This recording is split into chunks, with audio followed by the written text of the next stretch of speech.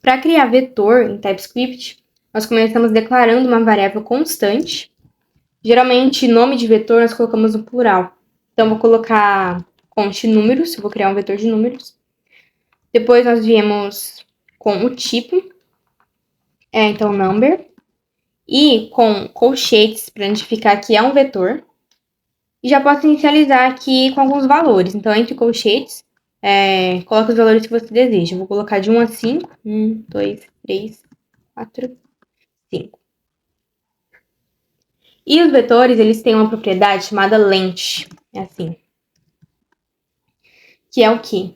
Ela serve para dizer a quantidade de elementos que um vetor possui. Então, eu posso usar ele na repetição. Por exemplo, na repetição for. Declarando aqui a variável inicial, variável let, i, começando com 0.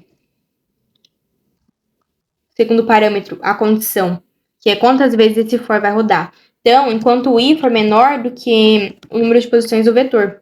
Então, i menor do que números, ponto length. I menor do que o tamanho do vetor e o incremento, e mais. Então, essa repetição vai fazer alguma coisa no tamanho do vetor.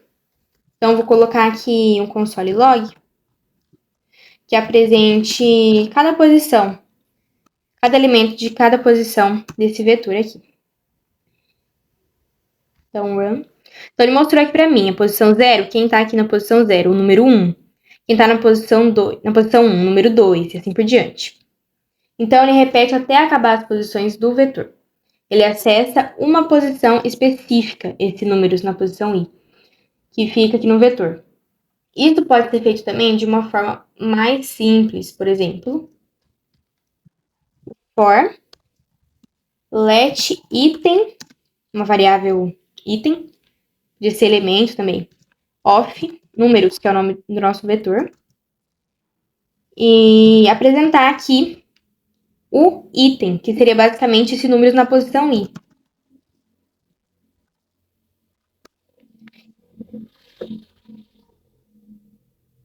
O que esse item significa? Ele é uma variável de índice que já controla internamente o vetor, então ele é igual ao números na posição i. Então, na primeira repetição, ele recebe o primeiro número, que é o 1, e assim por diante. Então, ele vai mostrar aqui. 1, 2, 3, 4, 5. Da mesma forma que o for de cima.